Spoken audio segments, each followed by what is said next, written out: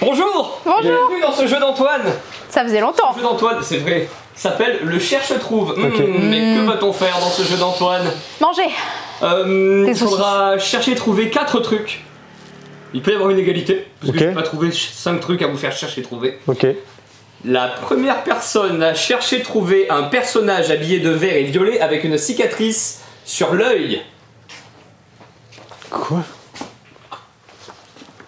Vert, violet. Vert et violet avec une cicatrice sur l'œil. Personnage habillé de vert et violet avec une cicatrice sur l'œil. C'est un truc d'enfant ça. C'est genre sur une boîte de jeu. J'ai pas précisé ça. C'est un objet physique? Non, pas forcément. C'est peut-être sur une boîte de jeu, effectivement. Vert, violet. Personnage. Vert, violet, cicatrice sur l'œil. Non. Pourquoi tu m'as suivi? Je suis sûre que je suis pas au bon endroit. Vas-y, dis-moi, est-ce que c'est ici? Non, il a pas de cicatrice là. Vert, violet. Si tu m'as suivi, c'est que je vaux le coup. Vert, violet avec une cicatrice sur l'œil.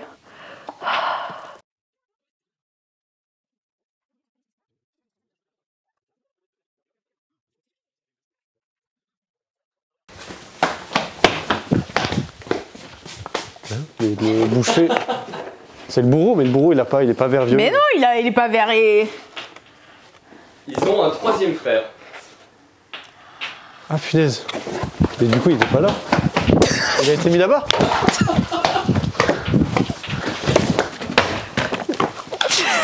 Oui. Un point pour Alice. Oh, c'était chaud. Je sais pas. Pardon, Jean-Claude. Il était bien dans Château Combo. Donc Oui, bah oui. Le vert violet, c'était un bon plan. J'avoue. Le deuxième cherche-trouve est un personnage bleu habillé d'un chapeau à plumes. Un personnage bleu habillé d'un chapeau à plumes. Personnage bleu, chapeau plume. Personnage bleu, chapeau plume. Personnage bleu, chapeau plume, chapeau plume, personnage bleu. Personnage bleu, chapeau plume. Il est là, je crois. Mais non, mais c'est pas. Attends, c'est encore lui. Il est bleu avec un Et chapeau. un point pour Alex. Ah, Ok. Putain, Le ça fait quand troisième même... est un personnage Attends. rouge habillé d'un chapeau à plumes. Premier indice, ça n'a plus rien à voir avec Château Combo. Ah, oui, d'accord. rouge avec un truc à plume. Rouge avec un chapeau à plumes. Non, ça c'est une plume, mais c'est pas un chapeau. C'est un magnifique bandeau. Rouge, chapeau plume, rouge, chapeau plume. Rouge, chapeau plume, rouge, chapeau plume. Rouge, chapeau plume. Eh, il est chaud, hein? Rouge. Rouge. C'est pas des plumes.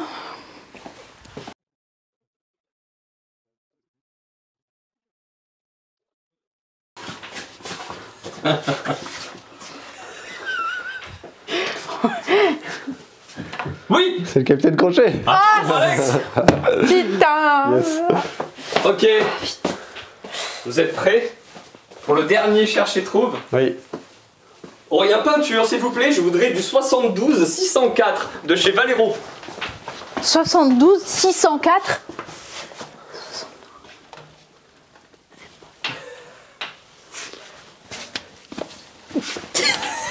72, ça dit 604. Ouais. 72. Attends. 604, mais il n'y a pas. C'est quoi ce client là? Attends, bouge pas. Aïe. Je vais Alors parce que chercher. vous comprenez, en fait j'aimerais faire de la neige, Ok. je me suis dit, mais il me faudrait du 72 604. D'accord. J'ai ça, ouais. Ouais, j'ai ça, ouais. 72. 72, 604. De la neige. Ah, ça. 72 604 et c'est Alex qui gagne ce jeu d'Antoine.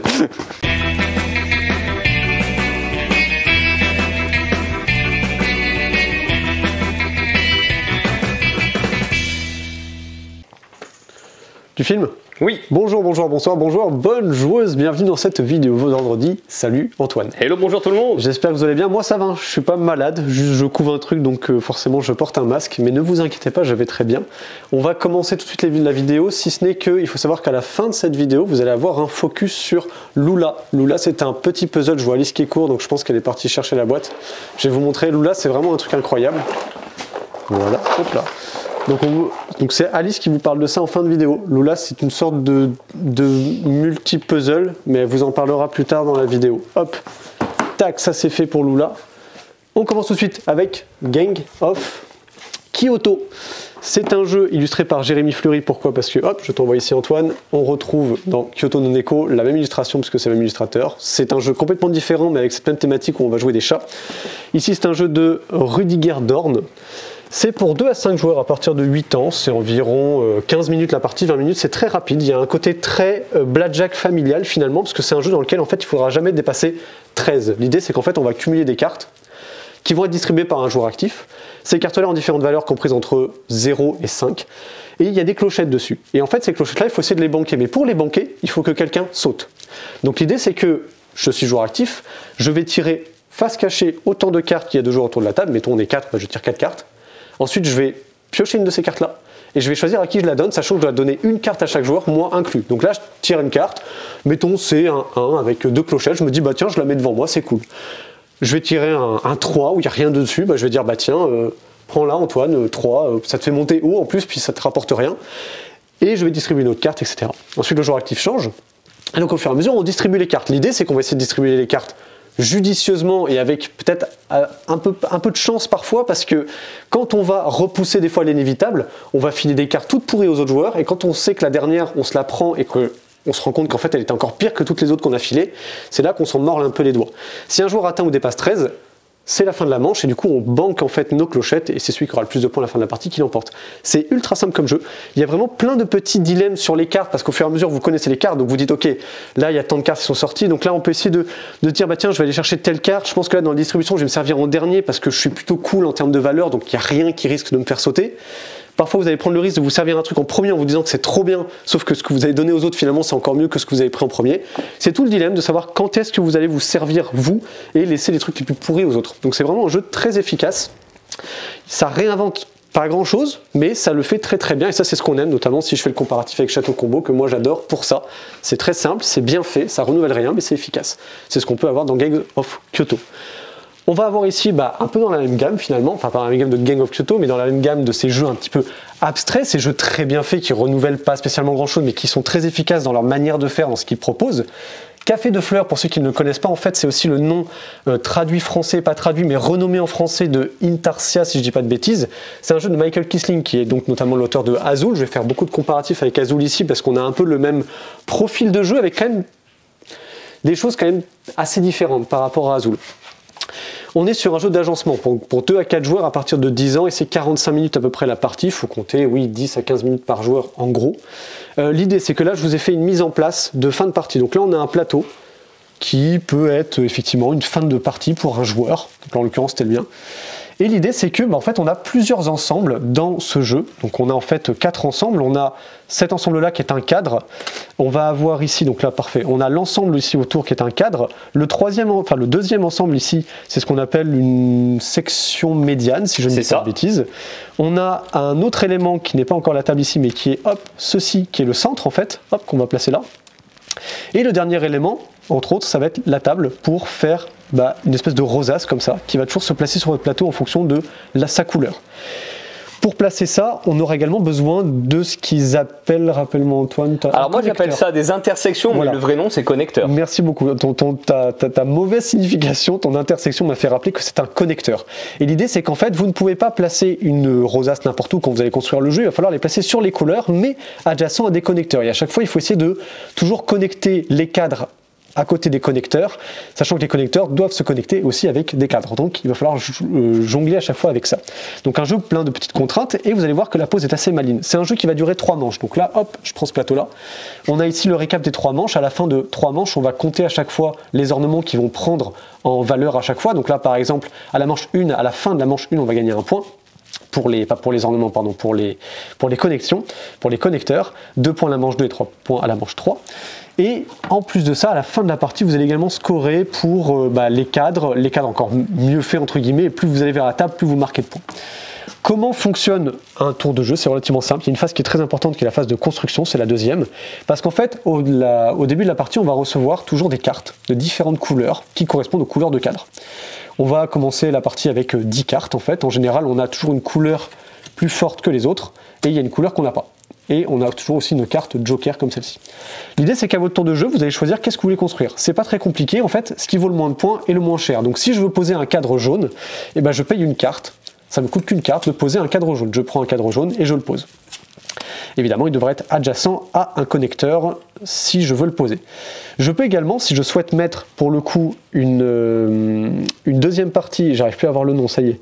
Une section médiane. Une section médiane, merci beaucoup. Ça me coûtera 2 cartes de la couleur de la section médiane, donc en gros ici ce serait jaune, pour pouvoir la poser. Ça me coûterait 3 cartes pour un centre et ça me coûterait 4 cartes pour une table ou même une connexion, un connecteur, sauf qu'un connecteur il est lié à aucune couleur, donc ça peut être 4 cartes d'une couleur, mais qu'importe. Ce qui est chouette quand on défausse des cartes, c'est qu'en fonction de ce qu'on souhaite construire, on va pouvoir récupérer un certain nombre de cartes. Si je défausse une carte pour un cadre, je ne récupère rien. Par contre, à partir du moment où je vais défausser par exemple 2 cartes, donc si je construis en fait tout simplement une section médiane, je défausse 2 cartes et je vais pouvoir récupérer n'importe quelle carte, sauf une carte joker et une carte de la couleur que je viens de défausser. Donc là, je viens de défausser 2 cartes orange pour poser une section médiane, et bien je peux récupérer par exemple une carte de n'importe quelle couleur, sauf orange et joker, donc je vais prendre par exemple du vert. Au fur et à mesure, donc là pareil, hein, si je dépense par exemple 3 cartes violettes, bah, c'est pour construire par exemple un centre dans le violet, donc je prendrai la pièce, je la poserai, et je peux récupérer à ce compte-là 2 cartes. Donc à chaque fois en fait qu'on défausse des cartes, on en récupère le même nombre, -1, et surtout jamais de la couleur qu'on vient de défausser. Et évidemment pas des jokers. Donc au fur et à mesure notre paquet s'amenuise, et au bout d'un moment, bah, il ne nous reste plus grand chose pour... on ne peut plus faire quoi que ce soit, donc en fait on a une action qui sert tout simplement à passer, et à ce moment là, une fois que tout le monde a passé, on va refaire notre main, on va compter les points notamment pour les connecteurs qu'on aura fait, et ensuite on passe à la manche 2, etc. Ce qui est intéressant, notamment ça revient sur ce petit plateau là, c'est que quand vous allez dépenser 4 cartes pour faire une table ou un connecteur, vous allez avoir un petit jeton qui va se déplacer de 1 à 2 cases, et vous allez gagner immédiatement le bonus qui est ici. Et c'est là où c'est intéressant et c'est là où il faut s'adapter en fait, parce que ça c'est commun à tous les joueurs. Donc à partir du moment où, je sais pas, on a commencé ici, moi je construis une table par exemple, donc j'ai payé 4 cartes, j'avance le marqueur de 2, je prends 3 violets. Ça m'a permis justement d'anticiper, de me dire bah, avec les 3 violets je vais pouvoir faire un centre, etc. Mettons qu'Antoine joue aussi et puis il construit un connecteur qui va le faire avancer peut-être de 1 case. Et donc du coup parfois ça vous change vos possibilités, parce que vous savez que si vous construisez quelque chose avec 4 cartes, vous allez de nouveau déplacer et donc vous allez avoir de nouvelles récompenses qui ne sont pas forcément lié à vos stratégies, parce qu'il y a aussi un moyen, vous allez le voir, donc notamment je ne vous le montre pas là, mais vous avez un plateau comme ceci sur lequel il va y avoir des objectifs. Les objectifs, je vous les ai montrés, hop, je vais vous les montrer ici, sous forme de tuiles comme ceci. Ça, c'est des objectifs qui sont liés à différents outils, comme on peut le voir au-dessus, et à différents points. Donc les marrons vous font marquer 1 point, ils sont tout en dessous, les gris comme ça rapportent 2 points, et les or comme ça rapportent 3 points, ils sont toujours superposés si c'est le même type d'objectif. Par exemple ceux-là, hop, ils sont superposés. Le premier joueur qui remplit cet objectif-là, il le récupère et il marque 3 points. Si il avait déjà récupéré un outil identique, et bien en fait il aurait rescoré le précédent. Donc si mettons j'avais récupéré celui-là, j'aurais gagné 3 points. Si je récupère celui-ci, je récupère 3 points plus 3 points. Et c'est là le petit côté sympa en fait du jeu, c'est que les objectifs vous demandent, pour pouvoir les récupérer, un peu de vous spécialiser. Par contre, si vous voulez les rescorer, si vous voulez rescorer plutôt des objectifs, il faut essayer de vous spécialiser. Par contre, c'est plus simple finalement de faire des objectifs d'outils différents. Donc ça c'est cool, ça vous donne une dimension assez intéressante si vous préférez scorer sur le jeu en fonction de la fin de la partie, de ce que vous construisez, ou si vous souhaitez justement vous spécialiser et là créer en fait des combos un peu de marquage de points en chaîne. Voilà très rapidement pour Café de Fleurs. Hop. J'ai pas donné son prix, je pense souvent on le donne. Il est à 45 finalement. La boîte est très bien conçue parce qu'il y a plein de petits rangements, et au fond du rangement, vous savez ce qu'il faut mettre dedans. Moi, je trouve ça très efficace en termes d'édition, c'est toujours très propre. On enchaîne avec un jeu qui est beaucoup moins stratégique, mais qui marche très très bien dans des bars à jeux, ou même quand vous invitez des potes. Moi qui suis un grand fan de jeux, alors de jeux de diction peut-être pas. On te voit, Alice. On te voit, Alice, oui. Moi qui suis un grand fan de Bobby Lapointe, de Georges Brassens, de Renaud, tous ces gens qui ont parfois dans leur texte, surtout Bobby Lapointe, des phrases qui sont extrêmement complexes, c'est-à-dire comme les zèbres zigzags zélés dans le zoo. Voilà. C'est le principe de une chauchette chachée. Et non, j'ai pas fourché. C'est un jeu d'ambiance dans lequel il va falloir tout simplement lire les phrases, mais correctement. À votre tour de jeu, c'est très simple. Vous allez mélanger les cartes, vous allez tirer une carte. Une carte va représenter à chaque fois deux textes que vous allez devoir. De toute façon, deux textes, c'est les mêmes. De toute façon, que vous le prenez comme ça ou comme ça, c'est la même chose. Et l'idée, c'est qu'en fait, vous allez tout simplement regarder et lire la phrase. Donc, je pioche la carte, je la pose devant moi. Ouais, il y a marqué quoi là, par exemple? Alors, si je la pose devant moi, là, c'est marqué les hérons hérissés hurlent harmonieusement. Donc, ça, il faut que je le dise correctement. J'ai réussi à le faire. Donc, c'est très bien. Le joueur d'après va tirer une carte et va dire ah, bah, moi, du coup, les pipites du petit perroquet vert pétillent. Donc, je dis ok, bon, très bien. On enchaîne les cartes comme ça. Moi, dès que ça revient à moi, j'ai deux possibilités. Soit du coup je tire la carte et je la mets à côté. Mais dans ce cas-là, il faut que je commence par lire la première, puis la deuxième. Donc de nouveau, les hérons hérissés hurlent harmonieusement, 6 cyprès sur 6 socles secs. Voilà, donc ça j'ai réussi à tout dire. Les autres joueurs vont faire pareil, etc. J'avais une autre option, c'était tout simplement de recouvrir la carte. Dans ce cas-là, je ne dis que les 6 donc là je me suis planté. Eh oh, s'il vous plaît, 6 cyprès sur 6 socles secs, si je réussis à le dire, tout se passe très bien. Si, comme là je viens de fourcher, je me plante, et bien en fait ces cartes-là deviennent des pénalités. Donc cette carte-là, plus toutes celles qui étaient en dessous. Ouch. Donc c'est là aussi la prise de risque, c'est se dire que plus je recouvre, moins j'ai de choses à dire. Par contre, si je me plante à un moment, et bien du coup, toutes ces cartes-là deviennent des pénalités. Dès qu'un joueur atteint 5 pénalités, ben, il a perdu la partie. Et c'est tout con, voilà, c'est le principe du jeu d'ambiance. Un petit peu qu'on puisse pardon, bien l'identifier. Voilà, ça ressemble à ça, c'est une boîte violette avec marqué une chauchette, chachée. Voilà, tout simplement. Il y a des petites cartes évidemment de défi. Quand on tombe dessus, c'est marqué, lis la phrase comme si tu étais énervé. Dans ce cas-là, il faut lire la carte. Comme ça donnerait quoi par exemple? Énervé. Ah, des blancs pains, des bons pains, des bons pains. Voilà, par exemple, je suis très énervé. Ça, c'est quand je suis très énervé. Comme je le suis jamais, j'arrive pas à faire quelqu'un d'énervé. J'aime beaucoup ce genre de jeu parce qu'en fait, ça donne envie de lire toutes les cartes. Cygne, cinglant, cingle, souple la pluie, j'aime beaucoup. Ah, des dauphins drôles, double des surfeurs déroutés sur des déferlantes. Incroyable, n'est-ce pas? J'adore. Je trouve ce jeu complètement hilarant. Moi, j'ai envie de lire toutes les cartes à chaque fois, mais la vidéo serait beaucoup trop longue. Donc, on va enchaîner avec Antoine du coup. Et c'est parti pour une série de 4 jeux ensemble. Le premier, on l'avait reçu malheureusement un petit peu en retard, on aurait dû vous présenter la semaine dernière, c'est Divinus et son extension. Divinus, un jeu de Philippe Mieluński, c'est Lucky Duck qui nous propose ça en France. C'est un jeu de poste de tuiles évolutif, c'est un legacy, c'est un jeu hybride puisqu'il va se jouer avec une application, qui est vraiment là en support, c'est-à-dire qu'elle n'est pas le centre du jeu, on va pas l'avoir en main, on va pas avoir le téléphone en main ou la tablette ou quoi que ce soit à chaque tour, vraiment on va aller chercher l'application quand on en a besoin, elle va vous aider à faire un suivi de partie, elle va vous aider à compter les points, pardon.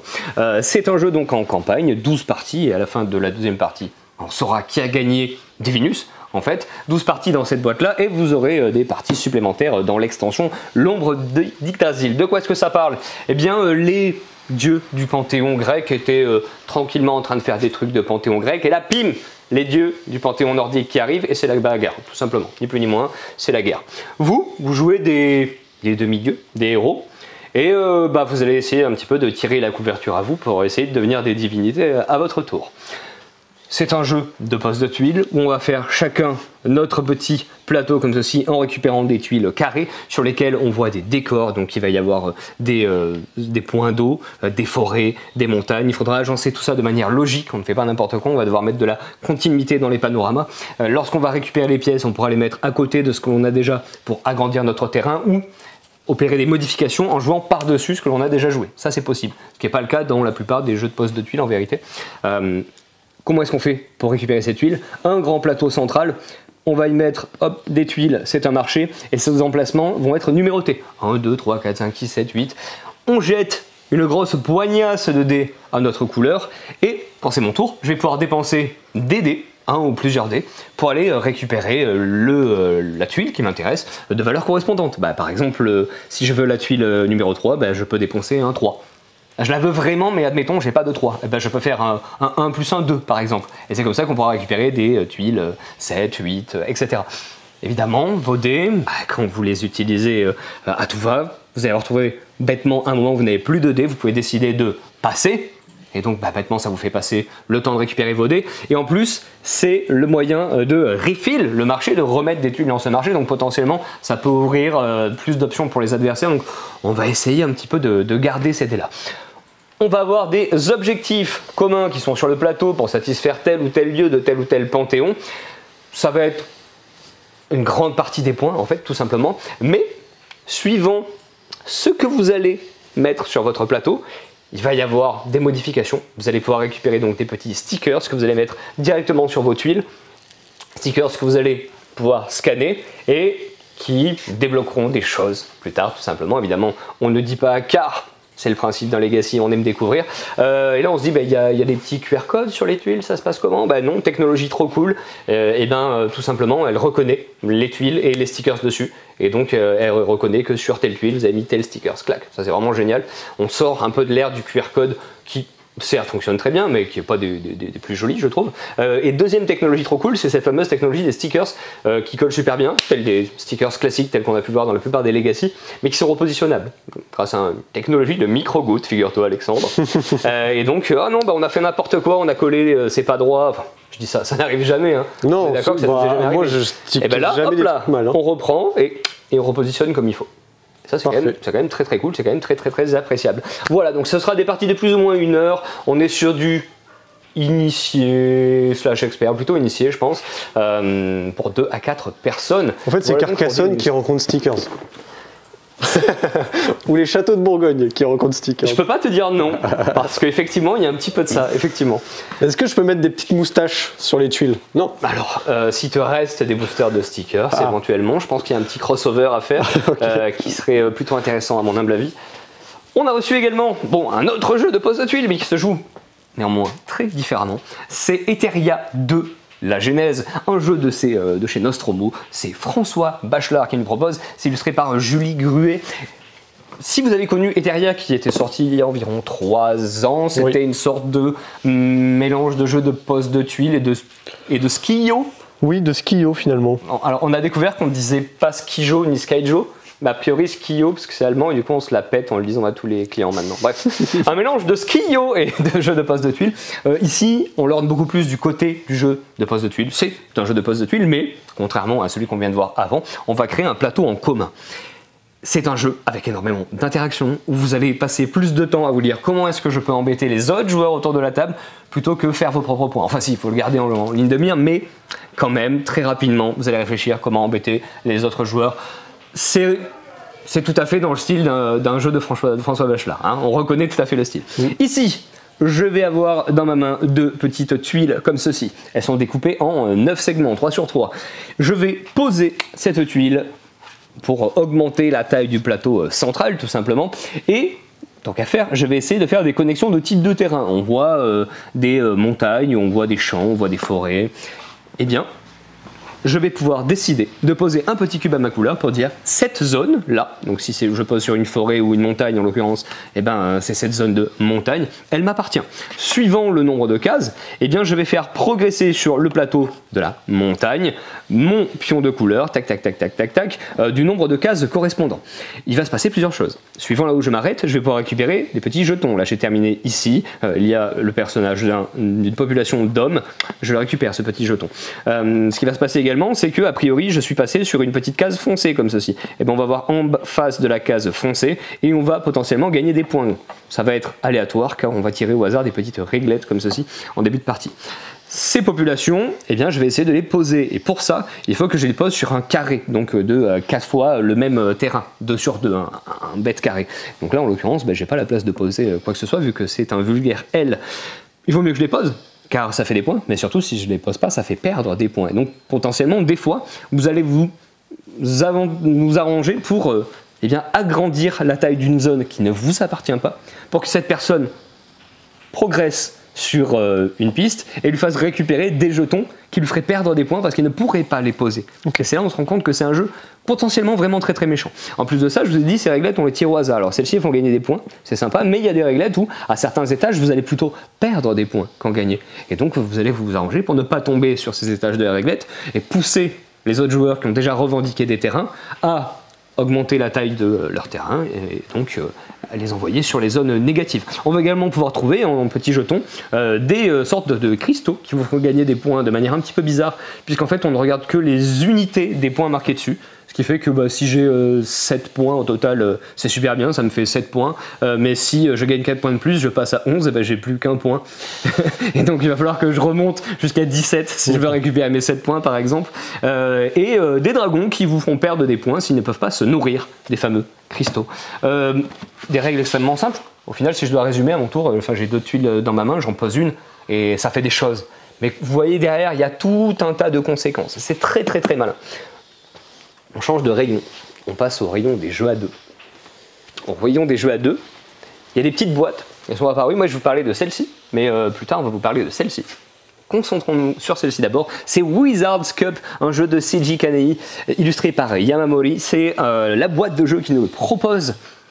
C'est un jeu de style auto-battler. Mais qu'est-ce que ça veut dire ça que le auto-battler? C'est un style qui dans le jeu de société a été un petit peu inauguré par Challenger récemment, on va dire. C'est surtout lui un petit peu qui a, à mon avis, boosté ce style de jeu. Bien que là, en l'occurrence, ça se joue très très différemment. C'est un combat de magiciens, il y a 18 magiciens, il y a le paquet des 18 magiciens noirs, le paquet des 18 magiciens blancs. Ah bah, il y a un joueur qui prend le paquet noir, il y a un joueur qui prend le paquet blanc, donc on a les mêmes personnages en main. Va s'opérer une sélection de personnages, un aléatoire et 5 que l'on choisit. On se retrouve avec 6 personnages en main. Et ces 6 personnages, on va les arranger comme on veut pour créer une sorte de petite pile, une petite pioche, avec un personnage mis de côté et 5 prêts à combattre. Mon adversaire fait de même. Ok, c'est parti. 1, 2, 3, et clac, on retourne simultanément la carte du dessus de notre paquet. On sait ce que ça va être, puisqu'on a programmé dans quel ordre ils vont arriver. Et ils s'affrontent avec le personnage d'en face. Ces personnages, ils ont une force, une valeur, et par défaut, la valeur la plus haute l'emporte, va détruire le magicien adverse qui part dans une zone de défausse. Mon magicien à moi reste, et du coup mon adversaire doit tirer une nouvelle carte, il s'épuise. Et si jamais, à un moment, un joueur ne peut plus mettre de magicien sur le champ de bataille, il perd. Du coup son adversaire gagne une petite coupe, et 2 coupes, et vous avez gagné la partie. Le truc, c'est que la valeur la plus forte l'emporte, oui. Mais les personnages ont potentiellement des pouvoirs. Des pouvoirs qui vont se déclencher au moment où ils sont retournés, une seule fois, ou alors lorsqu'ils sont au sommet de la défausse, de manière constante, tant qu'ils ne sont pas recouverts. En plus de ça, ils sont liés potentiellement à des éléments. Donc il y a les magiciens neutres, c'est des magiciens de couleur Tu les as là, je crois, c'est ça? Oui, mais Alice tout à l'heure qui me dit « Je te mets les cartes, comme ça tu pourras montrer ». Et je ne l'ai pas fait. Hop là. De couleur grise, comme ceci. Donc eux, ils sont d'éléments neutres, ils n'ont ni force ni faiblesse. Donc là, ce sont des cartes en anglais, ce n'est pas le visuel que vous trouverez dans les boîtes, puisqu'ils ont retravaillé les visuels chez la boîte de jeu. Il y en a certains qui ont des éléments, donc, comme par exemple ce magicien-là, ou cette magicienne, cette sorcière, donc elle est de valeur 5, et elle est d'éléments plantes, et donc on voit qu'elle a une faiblesse au feu. Tout simplement. On se dit, oula, ces histoires de faiblesse et de force, comment je sais, je peux pas anticiper. Et bien si, hop là, on a cette petite aide de jeu qui est très bien faite. Vous voyez ici, le neutre qui est tout seul, l'eau qui va battre le feu, mais qui est battu par la plante, l'eau qui bat la lumière. Un peu tout le monde bat la lumière, mais la lumière bat les ténèbres, et c'est la seule chose qui bat les ténèbres. Voilà, en gros, le principe. Pas grand chose de plus à dire en termes de mécanique de jeu. En termes de feeling, on n'est pas dans des grandes stratégies à long terme, puisque ça va se jouer en 2 manches gagnantes avec 6 personnages parmi 18, une part de hasard qui n'est pas vraiment du hasard puisque c'est les décisions de votre adversaire. Oui. La première manche se fait un peu plus de manière hasardeuse, mais dès la deuxième, dites ok, donc ah oui, il a pris ça, il a mis tel personnage en 3e position, ah c'était vraiment efficace, je suis sûr qu'il va le refaire, du coup je vais mettre ça parce que ça contre ce personnage, donc moi aussi je vais me mettre en 3e condition, oui, mais à condition que les 2 premiers tombent dans le même timing, bref. Il y a vraiment des sensations de jeu qui sont très très plaisantes, c'est très très satisfaisant, c'est typiquement le genre de jeu que vous allez sortir sur un coin de table au resto, en bar ou autre, ou à la pause du midi au boulot. Voilà, ça va totalement marcher pour ceux qui connaissent déjà un peu Mindbug ou Brave Race ou Challengers en fait. Ce genre de petit format, sortir facilement. Alors il n'y a pas le côté tournoi de Challengers, il y a plus le côté un petit peu de poche, mais vraiment, enfin... À partir du moment où on dit tiens, on s'en fait une, 5 minutes après, on est en train de jouer, voire il y a déjà une première manche qui s'est écoulée, et on enchaîne, et on enchaîne, et on va tester toutes les combinaisons possibles, on va tester tous les contres et les combos. On change à nouveau de rayon, puisqu'il y a Croa en édition 25 ans qui vient d'arriver, un jeu de Igor Polushin. C'est Ori Games qui nous propose. Je suis très content parce que moi j'aime beaucoup Croal, donc je suis très content de le revoir, toujours avec un sublime matériel. Eh bien, je vais vous récapituler ce dont il s'agit, même si c'est un jeu qu'on a déjà pu voir en boutique. C'est un jeu dans lequel chaque joueur va jouer une colonie de grenouilles. Au début, vous allez commencer avec votre reine, n'est-elle pas magnifique, et 2 servantes. Vous allez commencer sur votre coin de plateau. Alors là, j'ai fait une mise en place un petit peu comme si on avait déjà fait 3-4 tours.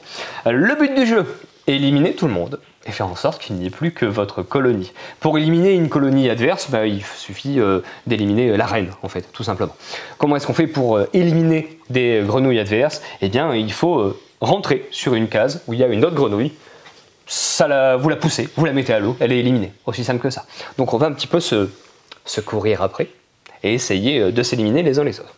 Comment est-ce qu'on joue? C'est assez simple, donc on va dire que là moi je suis rose, et bien je pourrais déplacer ma reine, mais pour l'instant je pense qu'elle va rester ici, sinon ce que je vais faire c'est que je peux déplacer l'une de mes grenouilles d'une case tout simplement, clac, et je vais tirer une petite tuile de mon paquet, donc là moi j'ai le paquet rose, et je vais découvrir ce qu'il y a dessous.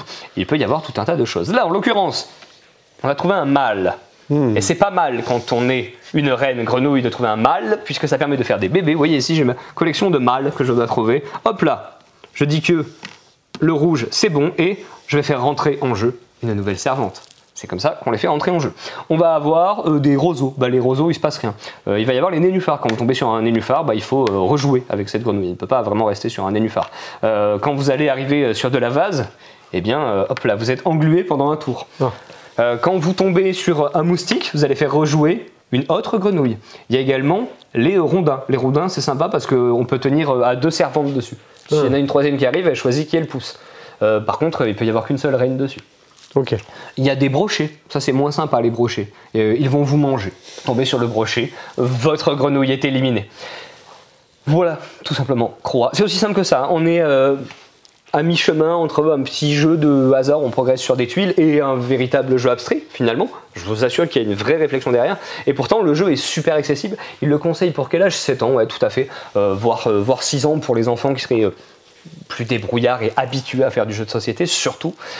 Il y a une petite nouveauté dans cette version, ce sont les cartes. On peut décider de tirer des cartes, d'événements qui vont rajouter un petit peu de chaos, parce que c'est rigolo. C'est vraiment un jeu hyper intergénérationnel, c'est vraiment le genre de jeu où si vous êtes véritable gamer, vous avez plein de jeux chez vous, et vous êtes habitué à faire du jeu initié ou expert ou que sais-je, ça fera un super jeu abstrait avec une bonne dose de fun, et en même temps, on peut y jouer à partir de 7 ans, donc nous on ne savait pas trop où le mettre, il a fini au rayon enfant, mais il aurait totalement pu être dans le rayon stratégie par là-bas. Et je crois que je vais passer la main à Alice.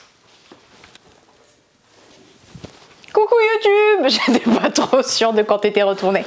Je vous fais pas un derrière le comptoir, mais un peu parce que c'est des tout petits jeux donc que j'ai mis ici. Il y en a même 2, mais on va d'abord commencer par lui. Donc c'est pas bien, voilà, pas de spoil. Ça c'est un petit jeu que j'ai oublié de mentionner dans le récap Vichy. Que parmi les jeux qui m'avaient le plus marqué, alors je dis moi parce que à Vichy j'avais pu le tester avec Jeff et les 2 garçons je leur en avais juste parlé, mais moi vraiment ça m'avait bien marqué. Avec Jeff aussi on avait beaucoup aimé. Je suis contente parce que j'ai pu vous faire jouer tout à l'heure. Ouais. Voilà, donc c'est un petit jeu coopératif à 2 dans le silence. Voilà, si vous connaissez Focus, La Marche du Crabe, c'est un peu le nouveau. En sensation, rien à voir, hein. Mais voilà, le fait de coopérer, tout petit, très portatif, petit prix, c'est 12 €. Ouais. C'est vraiment très très cool. C'est un jeu, le but c'est de faire le plus d'objectifs possible. Il y a plein d'objectifs en fait, des différentes formes et couleurs. En fait, on va être des jardiniers, on va coopérer pour créer le jardin commun. Et dans ce jardin, on va essayer d'y créer du coup des patterns de différents types de couleurs. On va chacun en avoir 2 en main cachés en début de partie, et dès qu'on arrive à en valider un, on le révèle et on en pioche un nouveau. La partie se termine dès que la pioche est vide et que j'ai plus rien en main, que je peux plus jouer. Et là, on va voir combien d'objectifs on a fait. Plus on en a fait, mieux c'est. Sachant qu'on n'a absolument pas le droit de parler, je vous assure que les premières parties, c'est chaud. C'est chaud. Comment ça va se passer? On va avoir 3 cartes en main qui sont en fait des cartes de jardin, donc qui vont être voilà à chaque fois avec 3 petites sections aléatoirement de plein de saisons différentes. Et on a donc nos 2 petits objectifs cachés. Hop, voilà. Donc ça c'est ma main de départ. Toi, tu as la même chose dans ta main, bon, avec des différentes bien évidemment. Et à mon tour, eh bien, je vais jouer une carte de ma main sur celle qui a été déjà de base posée. Et je vais pouvoir la poser comme je veux du moment qu'elle chevauche au moins une fois une carte. C'est-à-dire que je ne peux pas la mettre comme ça. Okay. Je ne peux pas la mettre comme ça. Il faut forcément qu'elle chevauche quelque chose. Je peux faire chevaucher comme ça si je veux. Je n'ai pas le droit de faire chevaucher entièrement. Ok. Donc je vais la mettre comme ça. Hop. Et je repioche. Sachant que, hop, j'ai mal fait, mais voilà. La pioche est là, donc je choisis, hop, et je vais prendre celle-ci. Pourquoi? Parce que je me dis, bah, je vais me faire mon petit motif là de printemps toute seule. Mais non, et non, c'est pas pour valider les objectifs, c'est pas quand moi je le fais que ça marche. C'est quand mon partenaire pose la carte qui valide l'objectif. Moi, en gros, si je pose et que ça fait mon motif, je dis rien et je continue. Il faudra que le motif soit réalisé par mon coéquipier. Et donc pour ça, ben, vous allez essayer de vous faire comprendre sans parler, sans faire de gestes, rien du tout. Le seul moyen de communiquer dans ce jeu, c'est avec cette petite lanterne. Comment vous faites? Eh ben, à votre tour, au lieu de jouer une carte, vous défaussez votre main de cartes, alors pas vos objectifs, les objectifs restent toujours en main tant que vous ne les avez pas validés. Hop, je défausse mes petites cartes, hop, et je vais pouvoir déplacer ou placer la lanterne. La lanterne, c'est votre joker de communication. Dans la règle, c'est très flou parce que vraiment, il vous encourage à créer votre propre mode de communication silencieux. Vous pouvez le placer sur un des motifs qui sont sur le côté, qui sont le récap de tous les motifs que vous pouvez trouver dans les objectifs. Par exemple, je peux le mettre là, pour faire comprendre justement que j'essaye de lui créer ça là pour qu'il me le complète. Apparemment, je peux aussi m'en servir pour orienter. C'est-à-dire que si vous voulez, je peux le mettre comme ça, pour dire, bah, je sais pas ce que je veux dire. L'autre doit interpréter. Je me rappelle que toi et Antoine, vous disiez pas du tout la même chose en plaçant la lanterne. Moi, si je la place exactement comme ça, pour moi, dans ma tête, ça veut dire, faut faire du printemps et en diagonale. Parce que je l'ai incliné en diagonale. Mais peut-être que pour l'autre, le fait qu'il soit comme ça, ça change rien. Et lui, il se dit, ok, il faut que je pose un truc par-dessus ça. C'est vraiment totalement interprétable. Et il conseille de rejouer avec la même personne plein de fois jusqu'à ce que vous ayez réussi à créer ce mode de communication rien qu'à vous. Le petit twist, parce que vous dites ok, je défausse, la pioche va se vider hyper vite et du coup la partie va se terminer très vite. Il y a un petit twist, on peut un peu temporiser, c'est-à-dire que quand je place une des cartes, si j'arrive à faire concorder la saison, donc en posant du printemps sur du printemps, j'ai le droit de récupérer, au lieu de compléter ma main avec la rivière de cartes, à récupérer la première carte de la défausse. Ça tempo la fin de la partie, mais ça peut aussi me permettre de récupérer une carte qui m'intéressait vraiment. C'est tout à fait possible. Voilà. Et on continue comme ça. Et vous pouvez, quand votre partenaire pose une carte, peut-être qu'avec une méga chance, ou alors c'était all calculated, il valide 2 de vos objectifs en main. Bah tant mieux, hein, vous les validez les 2 en même temps, il n'y a pas de souci, vous en repiochez, et voilà. C'est pas punitif, c'est juste très restrictif. Voilà, et vous avez tout un livret de défis autres à faire quand vous connaissez par cœur votre partenaire. Des défis vraiment chauds. Hein. Il y a des défis, il y en a un qui vous dit vous êtes obligé de jouer dans un carré prédéfini, alors que le jeu de base vous faites voilà, votre jardin, si à la fin il ressemble à rien du tout, c'est pas grave. Il y en a un où il faut qu'il n'y ait aucun petit tas de sable comme ça visible, il faut les recouvrir. D'habitude ils servent à rien, mais si en fin de partie il ne reste visible ne serait-ce qu'un seul truc comme ça, vous avez perdu la partie, même si vous aviez réalisé 46 objectifs. Pas de souci. Voilà, et plein de trucs comme ça. Donc vous avez 3 couleurs en gros de petites missions. Les verts c'est les faciles, les bleus c'est les moyens et les rouges c'est les super chauds. En vrai, rien que dans les faciles, je trouve qu'ils sont chauds, mais bon. Voilà, donc ça c'était Niwashi, c'est donc 2 joueurs à partir de 8 ans pour 20 minutes de partie. Et c'est vraiment hyper agréable. C'est un jeu quand même, je dis, par Gauthier de Cotreau et Baptiste Laurent, magnifiquement illustré, hein, c'est très mignon, par Yoshito Fujiwara. Et c'est du studio Arkham Society. Voilà, ça c'était donc Niwashi, très bien si vous voulez renouveler votre expérience Focus, Marche du Crabe, etc., etc. On va sur un autre petit jeu, pas du tout le même genre, pas du tout la même cible. C'est le premier micro-game de chez Matago qui est pour les enfants. Voilà, pour les tout petits à partir de 5 ans. Vous voyez, c'est pas solo, multi, coop, etc. C'est kids. Trop mignon, coucou la girafe. 10 minutes de partie, 2 à 4 joueurs, donc à partir de 5 ans. C'est un jeu de prise de risque, on va dire, de stop ou encore, et un peu de collection. On va chacun avoir notre corps de, j'allais dire de licorne, pas du tout, de girafe. Bon, on va dire que c'est des cousines éloignées, hein. De girafe. Déjà, on a 2 modes de jeu. On peut jouer en symétrique, donc chacun a un corps de girafe juste comme ça, noir, et on peut aussi jouer avec chacun une couleur. Je vous explique à quoi sert la couleur. Le but, c'est de récupérer des coups de girafe pour faire grandir notre girafe et avoir le plus de taches visibles en fin de partie. Ok, il y a des coups qui vont avoir plus ou moins de taches dessus quand vous les récupérez. Mais le but, c'est d'en avoir le plus possible. C'est pas de récupérer plein de cartes, hein, c'est vraiment de récupérer des cartes avec plein de taches. Comment ça va se passer? On va avoir un joueur qui va tourner à chaque tour, qui récupère le petit tas de cartes comme ça, et il va placer une à une, doucement, une carte au milieu de la table. Il continue comme ça. Et à partir du moment où il en a révélé une, tout le monde peut décider de se servir et de prendre une des têtes de girafe. Quand il la prend, la girafe est rien qu'à lui et il touche plus à ce qui est au milieu. Il attend que tout le monde se soit servi, qu'il n'y ait plus de tête de girafe. On révèle comme ça. Et en fonction, hop, chacun a récupéré une tête de girafe. On va voir si on peut nourrir notre girafe. Moi, ma girafe, elle a besoin d'une feuille blanche, une feuille rose et une feuille rouge. Alors... moi là j'ai fait un raté total. Il n'y a rien, il n'y a que la multicolore, mais bon ça la nourrit pas entièrement. Donc moi la mienne elle est pas du tout nourrie.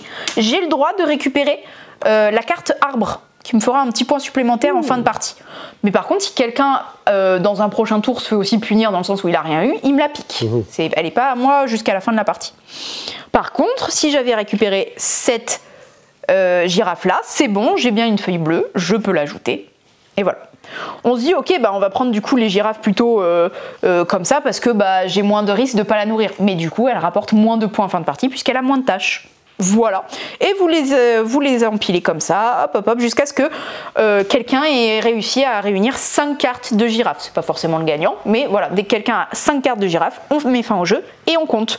On compte le nombre de tâches, plus la carte arbre pour celui qui l'a. Et si vous jouez du coup avec des couleurs différentes, moi par exemple j'ai la girafe violette, peut-être que quelqu'un a la girafe bleue, je vais gagner 1 point de plus par tâche de la couleur de ma girafe. Ok. Voilà. Donc du coup, bah, moi si j'ai le violet, je vais essayer de récupérer des girafes avec des taches violettes, certes, mais il faudra quand même aussi que j'arrive à les nourrir, sinon je les gagne pas les cartes et bon bah du coup j'y perds quoi. Voilà, c'est vraiment ce truc de ok, je la prends maintenant cette girafe parce que je pense que je vais pouvoir la nourrir et j'ai surtout pas envie qu'on me la pique, mais en fait finalement comme toutes les feuilles n'ont pas encore été révélées, peut-être que je la nourrirai pas du tout et que du coup je prends 0 carte ce tour-ci, ce qui est pas cool. Voilà, moi j'ai trouvé hyper agréable quand on me l'a présenté à Vichy. J'étais oh c'est trop mignon, c'est hyper efficace, vraiment je trouve ça trop mims. Je vais quand même sortir le petit livret pour vous dire que c'est un jeu de Grisha German et Johan Benvenuto. Est-ce que ça vous dit quelque chose? Oui, c'est Harmony je crois. Oui, c'est Harmonize et c'est Secret Identity aussi. Et Cortex. J'ai regardé un peu son historique, j'étais genre, Benvenuto, ça me dit un truc, moi qui suis nulle avec les noms. Mais oui, voilà, donc totalement différent, hein, de Cortex, Harmonize, Secret Identity. Et les illustrations, parce que quand même c'est très mignon, c'est Yann Moussu. Ah, Yann Moussu, mais c'est de chez Matego. Ouais, okay. Voilà. Et graphiste, Lucie Andro. Voilà, voilà la petite équipe derrière, coucou la girafe. Je crois que vous devez faire les 2 zouaves là-bas. Oui. Recoucou. Cette semaine, on a reçu également Genius Gem de chez Smart Games dans la gamme Genius Duel.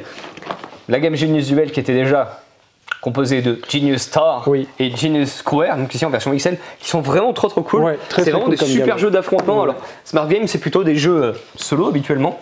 Et là, ils ont cette petite gamme de jeux d'affrontement qui marche très bien. Toujours avec le même principe. Un plateau sur lequel on va poser des formes diverses et variées. Ici, comment ça fonctionne? On jette CD qui vont nous indiquer ce qu'on va devoir recréer. Je crois que j'ai fait le pire tirage possible. Non, ça va. Il faut arriver à recréer ces formes-là en respectant les couleurs avant votre adversaire. Moi, je commence. Hein. Ouais, vas-y, commence. J'explique un peu. Là, il y a cette forme-là à représenter. Alors après, il faut que cette forme-là se retrouve sur notre plateau. C'est-à-dire qu'en fait, si on fait un truc un peu plus gros, s'il y a, mettons, là, il y a 4 cases rouges, mais qu'il y en a 5 qui se touchent, c'est pas grave. Il faut juste que la forme, on puisse la retrouver. Là, il y a un... Ah oui, t'en as fait 3 pareils identiques. Ouais. Okay. Non, et là, par exemple, il y a ça, quoi. Voilà. Par exemple. Donc pour la beauté de la vidéo, on en relance 2 Allez, pour la beauté de la vidéo, on en lance Uniquement deux. pour ça. Voilà. Bon, il y en a une qui a Voilà, refait pareil. super. C'est parti. C'est parti, hop. 1, 2, 3, Genius Jam. Et on commence. Ok. Alors, attends, je fais la musique avec le temps.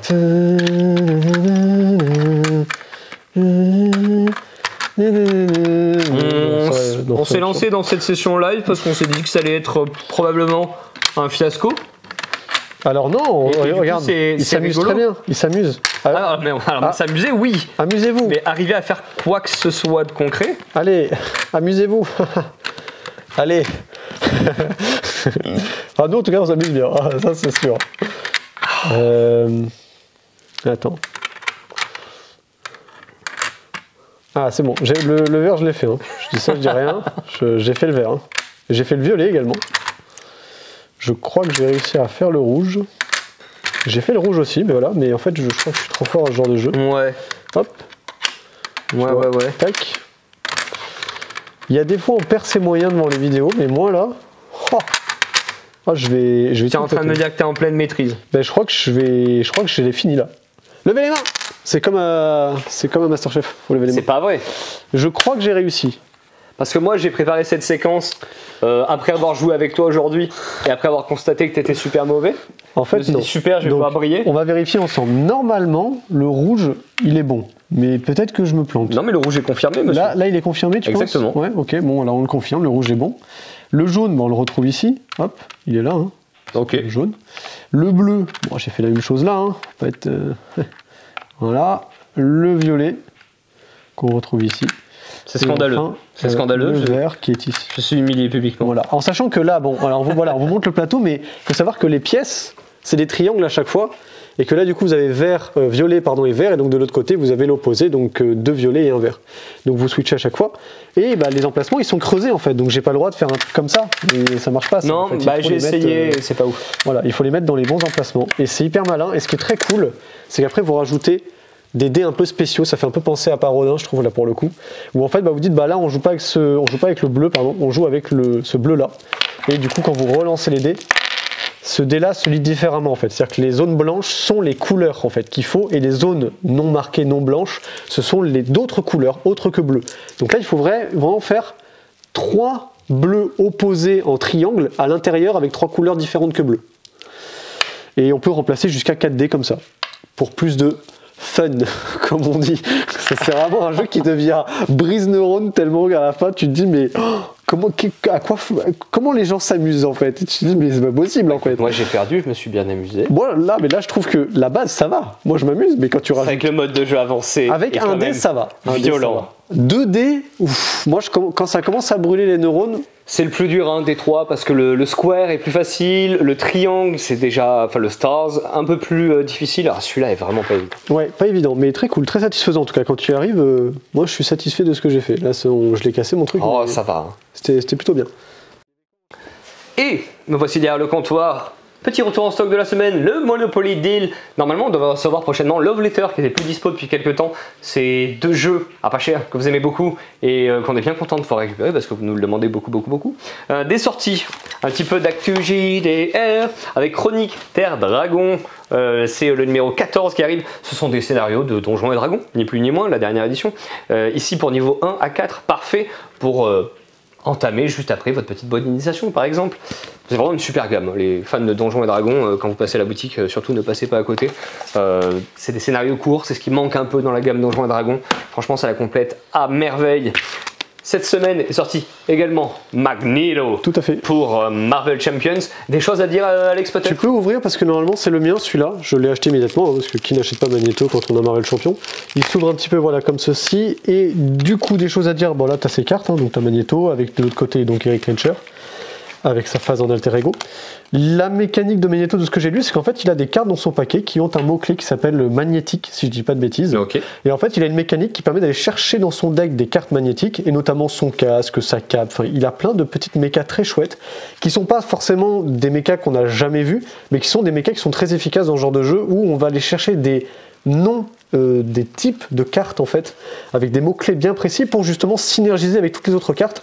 Là, ce que j'ai trouvé étrange, c'est qu'ils l'ont mis en affinité commandement, ce que j'aurais pas forcément mis à quelqu'un comme Magneto. J'avoue que je le vois plutôt en agressivité. Ah ouais?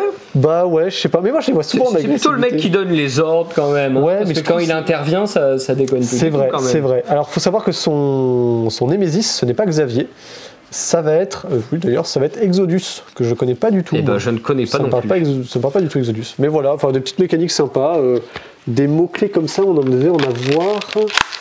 Je cherche un champion qui fonctionnait un peu comme ça, mais là j'en ai beaucoup trop, donc j'arrive plus à savoir. En termes de méca, c'était Tornade qui changeait, mais non, là j'ai plus les mécas comme ça qui peuvent fonctionner avec un peu comme Magneto. J'ai oublié de vous le dire tout à l'heure, mais pour Divinus, on a des petits goodies en ce moment, c'est toujours agréable d'avoir des petits goodies. Ce sont des sous-bocs, des dessous de verre Divinus, qui sont ma foi fort jolis avec des illustrations, des divinités que l'on peut retrouver dans le jeu. Voilà, pas grand chose derrière le comptoir. On va se retrouver la semaine prochaine pour la dernière vidéo de l'année. Oui. En tout cas, la dernière vidéo du vendredi. Oui. Il y aura peut-être un top vente, mais ça reste encore à déterminer. Oui, je pense. Oui, il devrait y avoir encore un top vente. Ouais. Et ensuite, la dernière vidéo du vendredi de l'année. Mais on va pas se quitter comme ça, puisqu'avant, il y a un petit focus sur Lula.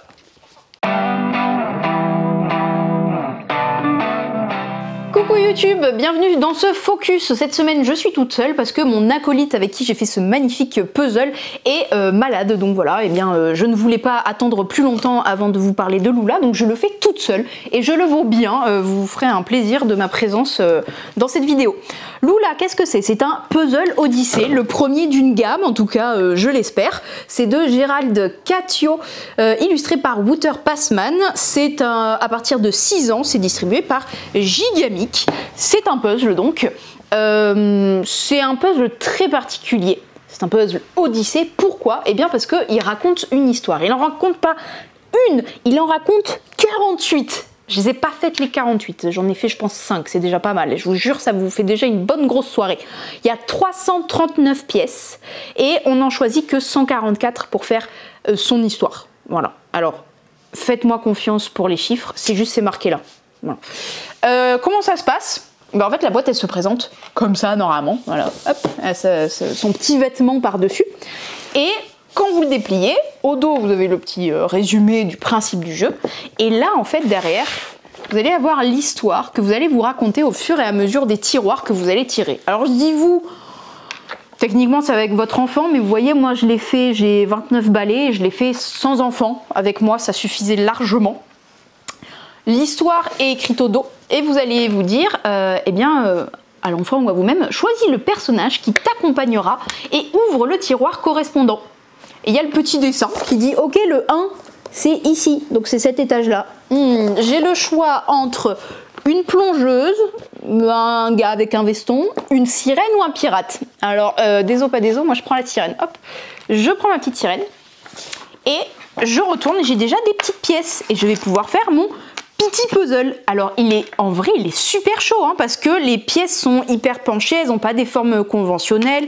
Moi, des fois rien qu'avec ça, je me rappelle la première fois que je l'ai fait ce tiroir là, je suis restée 1000 ans à le faire. Donc là vous aurez sûrement des accélérés dans cette vidéo pour préserver mon honneur. Voilà, donc ça commence. Voilà. J'ai galéré à faire juste le début, hein, parce qu'en vrai, ça n'a aucun sens, les formes de pièces. Hein, ça pourrait être à l'envers et tout. Donc rien que pour les enfants, en vrai, il faut qu'ils soient forts, hein, c'est pas que pour les petits. Donc j'ai fait ma petite sirène au début. Ok, suite de l'histoire. En nageant autour de la grotte, la personne, le héros, découvre des trésors qui brillent d'une lueur magique. Et donc ils disent que c'est le tiroir 2 qu'on ouvre. Donc en nageant, je vais découvrir des trésors. Hop, je retourne et je continue mon puzzle. Alors, je vois que là, il y a un petit trophée, il y a un joyau, il y a un coffre et il y a des jolies perles dans un petit coquillage. Voilà. Et je vais continuer à faire. Et au fur et à mesure, là, je vais pas faire d'accéléré, je vais vous parler. Au fur et à mesure, vous allez constituer un puzzle qui a une forme un peu spéciale. C'est une forme de baleine. Parce que, au fur et à mesure de l'histoire, vous allez dire oh, vous entendez quelqu'un qui pleure. Oh là là, c'est qui la baleine, Lula, elle est en train de pleurer. Et pourquoi elle pleure? Et bien, en fonction des choix que vous aurez fait de vos petits tiroirs, elle va pas pleurer pour la même raison. Elle aura pas le même bobo. Et vous allez même devoir à un moment choisir comment la soigner. Il y a des petits tiroirs comme ça. Ça va pas du tout être la même manière de la soigner. À la fin, vous allez pouvoir récupérer des trésors parce qu'elle vous dit merci, mais ça va pas finir de la même manière en fonction de quel trésor vous avez récupéré. Vous allez aussi choisir une porte et cette porte va vous faire découvrir d'autres morceaux du puzzle. À la fin, je sais pas comment ils font, mais vous avez toujours une forme de baleine, Lula, avec son petit œil, mais pas avec les mêmes pièces à chaque fois. Donc voilà, c'est assez magique. Je l'ai refait plusieurs fois, j'ai essayé le coffre, le petit coquillage, la sirène, le pirate, j'ai essayé je crois les 3 portes différentes, et à chaque fois c'était quelque chose de différent. Et je n'arrive pas à comprendre ce génie qui est derrière ce puzzle-là. Mais je trouve ça hyper impressionnant de se raconter des histoires, parce qu'une fois que tu as fini avec la sirène et je sais pas la porte verte et le trésor, bah, tu dis ok, bah, je vais refaire exactement la même histoire mais avec le pirate cette fois, bah, ce sera pas la même. Et puis surtout hyper satisfaisant, à la fin vous avez une immense baleine. Et là je vais faire vriller Alex au montage parce que je vais faire le puzzle mes amis et vous verrez Lula en fin de vidéo.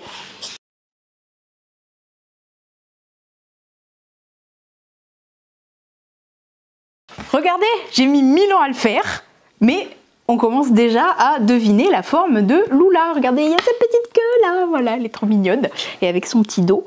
Bon voilà, on se retrouve après.